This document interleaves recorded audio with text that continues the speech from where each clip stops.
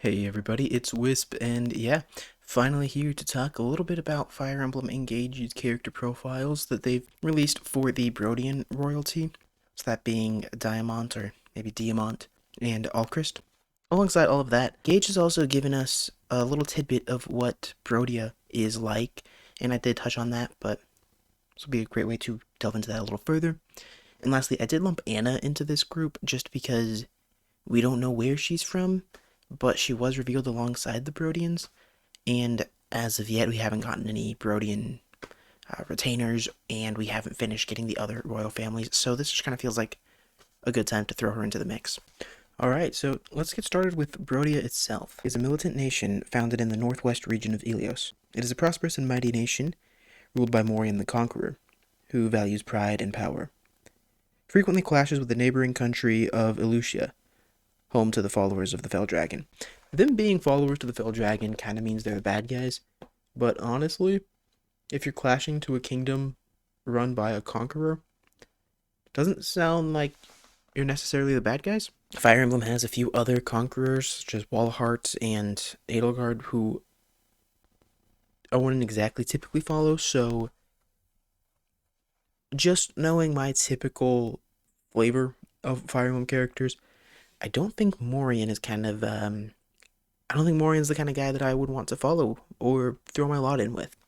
Luckily, that name belongs to Morian, not Diamant or Alchrist, so maybe they won't be conquerors, but still, for coming from a nation founded on power and might, I'm a little suspicious of them. I mean, I know they're good guys, they're allies, but I'm not sure that they're going to really have a lot of policies that I agree with. That's all personal, so that doesn't mean they're going to be bad characters. You can, in fact, sell a really good character who, at the end of the day, I just don't align with or don't agree with. If everybody followed the same philosophies I loved, then there wouldn't be much to discuss. So I'm excited to see where they go, but so far I'm thinking that I'm not going to be on their side too many times. So first up is Diamant, and Diamant obviously comes from Diamond, an almost, or at least rumored to be, unbreakable stone. It's really hard to actually cut. And I feel like that is going to play into who he is a little bit. Rigid, probably pretty resolute. He knows who he is. So, I mean, those are respectable things, at least even if we don't agree. He's got a really cool cape. I mean, he's got a really elegant design. Juxtapose him to someone like Walhart, who just wears battle armor, and you can see that he is supposed to look more regal and noble. So maybe there's going to be more to Diamant than just conquest and conquering. Whereas Morian, although luckily his kids seem to favor him, we'll have to see. Yeah, I think the red cape looks nice in this. Obviously, yes, it's gonna have clipping issues. I mean, I'm not trying to be pessimistic. It's just Fire Emblem. Their number one thing isn't the clipping. So maybe not in the base class, but I'm sure that if you do different weapons or if you do different classes, then capes will have serious clipping issues.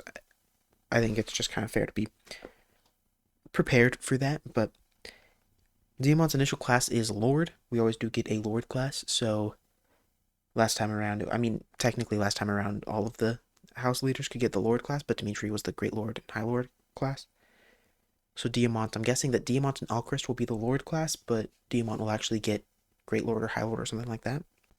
Diamant is a strong and honest man with a serious personality. He has a deep respect for his father, the king. Just because he respects him doesn't mean he's a good guy. This guy can see the good in him only. It's kind of Xander. Xander wasn't the most well done, sadly, largely because some of his stuff was cut or censored. But it is possible for Diamant to respect a guy that is not 100% respectable. From there, we can see a lot of Diamant's animations, which look pretty clean, pretty smooth too.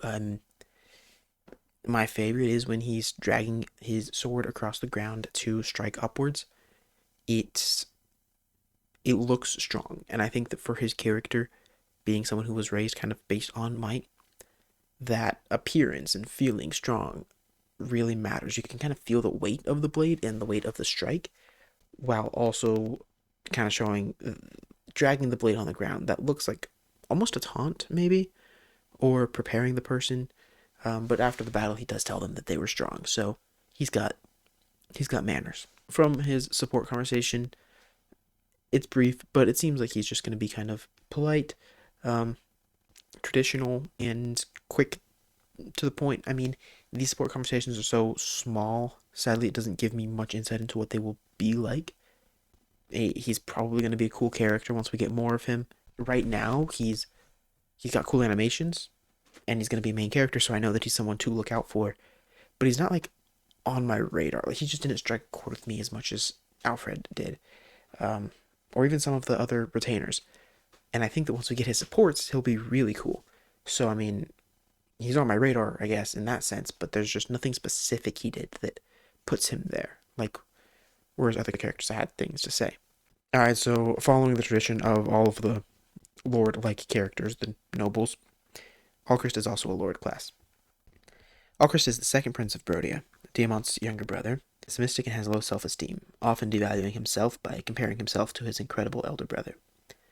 On the other hand, he's sociable with the backbone demanded from royalty. So he is kind of like a solid diplomat type character. He's sociable and noble, so probably well spoken when he's actually talking. I think he'll be actually good at his job, which is really nice. Or even if that's not his job yet, I feel like it's going to be kind of a prince and diplomat thing. There's no need for him to be a prince if Diamant takes the throne as king and has heirs. Right now, he kind of is. Usually, at least the second child is the backup.